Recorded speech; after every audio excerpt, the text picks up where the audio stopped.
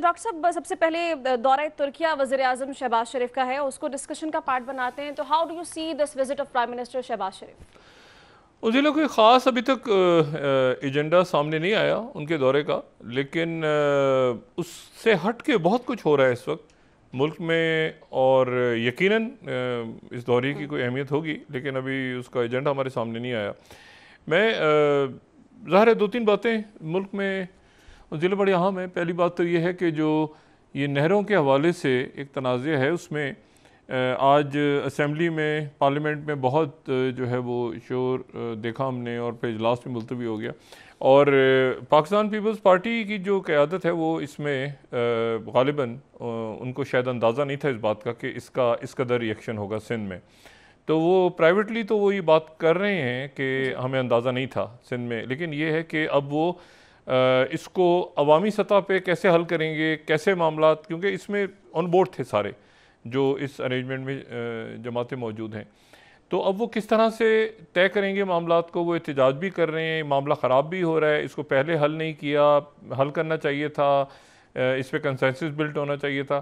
तो वो एक बहुत बड़ा इशू है जो इस वक्त वो जैसे हलक में छिपकली अटक जाती है ना, उस तरह से ये फंस गया है, ये नहरों वाला इशू। तो उसके मनाजिर आज यहाँ पार्लियामेंट में भी नज़र आए। शोर होगा हो रहा था मुल्क में, फिर गंदम का एक इशू चल रहा है, फिर और बहुत सारे इश्यूज़ हैं इस वक्त। तो ये देखते हैं कि ये हमारे जो अकाबरीन हैं ये अपने अंदरूनी जो इश्यूज़ हैं मुल्क के अंदर, जो मैन मेड क्राइसिस है, उसको किस तरह से हल करते हैं। लेकिन और बहुत सारे वाक़यात हैं ज़िला, मैं अगर आपकी इजाज़त है मैं ज़रा 7-8 जो बड़े वाक़यात हो रहे हैं इस वक्त उन पर ज़रा बात करता हूँ। सबसे पहले तो बड़ी एक बुनियादी सी बात जो शायद हम लोगों के लिए बड़ी एक तरह से इंटरेस्टिंग हो, वो ये है कि हम लोगों ने अपनी जनरेशन में, मैं जिस जनरेशन का हूँ कम से कम उस जनरेशन, और या हमारे जो नाजरीन हैं वो भी जिस जनरेशन के हैं, उन्होंने जो टेलीफोन है या जो इंटरनेट है वो उन्होंने यकीनन 1G से शुरू किया होगा एक ज़माने में, जो 80 के अंदर 79-80 में 1G आया था। अच्छा, उसमें 1G टेलीफोन बड़ा सा होता था और उसमें सिर्फ वॉइस होती थी, मतलब सिर्फ आवाज़ होती थी, और वो भी अटक अटक के, वो जो टेलीफोन या इंटरनेट या वो बड़ा। फिर उसके बाद ये हुआ कि जो 1990 की दिहाई में फिर ये 2G पे आ गया। अच्छा, 2G के जो टेलीफोन्स थे या इंटरनेट, मैं उसको इंटरनेट से मिला लेता हूँ या उसको मैं टेलीफोन से मिलाता हूँ, तो उसमें यह था 2G में सिंपली कि SMS जाता था, यानी उसमें सिर्फ टेक्स्ट होता था, उसमें कोई पिक्चर नहीं जा सकती थी, उसमें कोई किसी किस्म की स्ट्रीमिंग नहीं हो सकती थी, ये सारा कुछ नहीं हो सकता था। हम सब ने वो 2G के जो टेलीफोन्स हैं हम सबको यकीनन याद होंगे, पड़े भी होंगे लोगों के पास। अच्छा, उसके बाद फिर 3G आ गया। 3G जो है वो आया ये 2000, जो सेंचुरी शुरू होती है, जब सेंचुरी का आगाज़ हुआ तो 3G आ गया। और 3G में फिर ये हुआ कि जो है वो कॉल भी होने लगी, और तेज़ जो है वो वीडियो कॉल्स का भी थोड़ा थोड़ा सा आगाज़ हो गया टेलीफोन्स पे, स्मार्टफोन्स पे। और ग्रेजुअली जो है वो उसकी 3G की स्पीड जो है वो इंटरनेट की भी बढ़ गई, और ये इमोजीज़ वगैरह लोगों ने भेजनी शुरू कर दी टेक्स्ट के साथ साथ, और ग्रेजुअली। और फिर 3G और 4G के दरमियान तो बहुत बड़ा इनकलाब था। ये 4G तो फिर आया ना 2010 में, तो 4G के बाद तो फिर ये हुआ कि उस पर यूट्यूब भी देख रहे हैं लोग, स्ट्रीमिंग भी हो रही है, उस पर जो है वीडियो कॉल्स भी हो रही हैं, स्काइप पे बात हो रही है, मतलब व्हाट्सएप भी आ गया, ये सारा फिर 4G के बाद।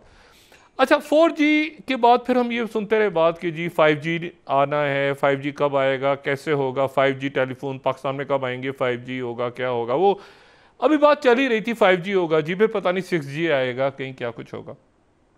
कल चाइना ने 10G लॉन्च कर दिया है, 10G आ गया है चाइना में कल।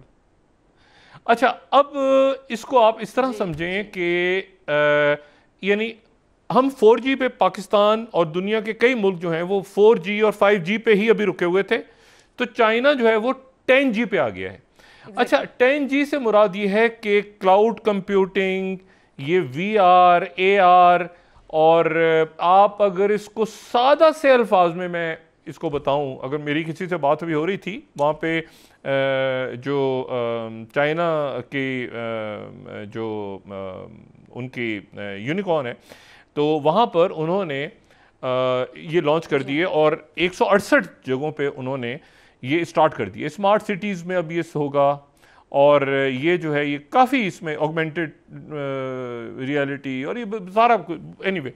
अच्छा, इसको मैंने किसी से बात की, मैंने कहा ये 10G में क्या होगा, तो उन्होंने कहा ये सिर्फ 10G को इस तरह से समझें कि अगर कोई 3 घंटे की एक फिल्म है तो वो चंद सेकंड्स में डाउनलोड हो जाएगी, यानी it will take few seconds. यानी 10G एक बहुत बड़ा लीप है, यानी इसमें टोटल बाईपास हो गया। और मैं यहाँ पे अगर हमारे कोई हमारी प्रोडक्शन टीम में से दिखा सके तो ये आर्टिकल्स दुनिया भर की जीनत बन गए हैं कि 10G आ गया है। और 10G का आना मेरा ख्याल है कि चाइना से ये जाहिर कर रहा है कि दुनिया की जो टेक्नोलॉजी है, अब इंडियन न्यूज़पेपर्स की आज बड़ी मेन हेडलाइन है, 30th स्लाइड में टाइम्स ऑफ इंडिया कोट करूं, वर्ल्ड्स फर्स्ट 10G ब्रॉडबैंड।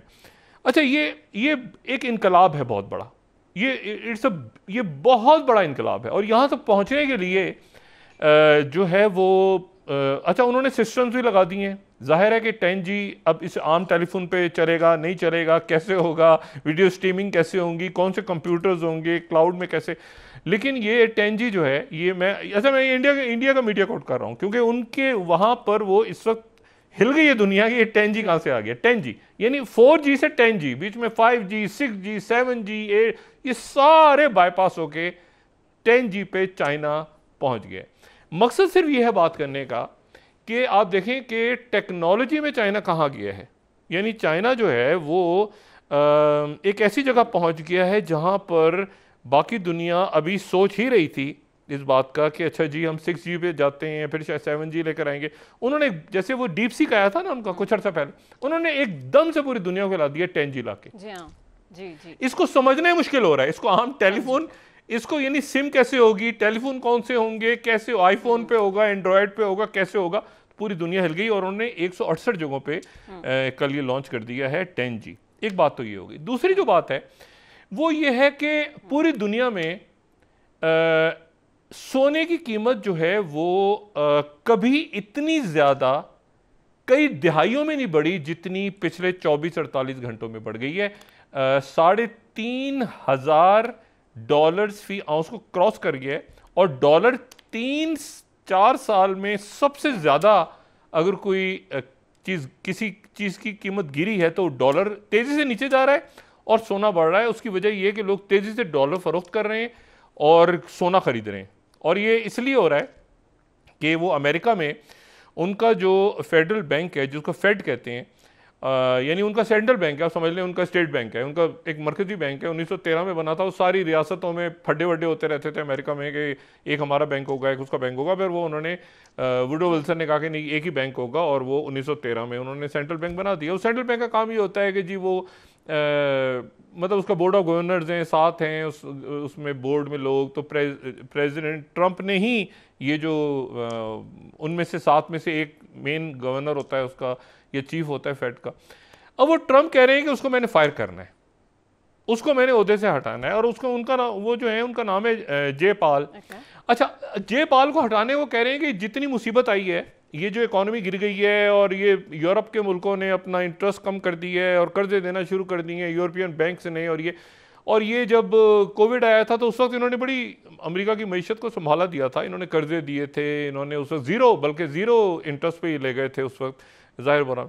अब ये उनकी ट्रंप की बात नहीं सुन रहे, तो ट्रंप साहब ने एक रात को सोशल अपनी ट्रुथ के ऊपर इनको बुरा भला कहा, काफ़ी कोसा इनको, और उसके बाद जो है वो इनको उन्होंने कहा कि इसको तो चले जाना चाहिए, मैं इसको फायर करने लगा हूँ। मैं अच्छा, उन्होंने कहा मुझे फायर कर दो, मैं तो फायर हो जाऊँगा, लेकिन मैं अपनी जो पॉलिसीज़ हैं ट्रंप की वो बिल्कुल गलत हैं, अमेरिका की मईशत तबाह हो रही है वगैरह वगैरह। तो वो फड्डे में ये हुआ कि फिर सारे जो स्टॉक्स हैं अमेरिका के, वो एनवीडिया से लेके वो जितने थोड़े से ऊपर जा रहे तो फिर गिर गए 24 घंटों में, और फिर वो अमेरिकी मईशत सारी नीचे।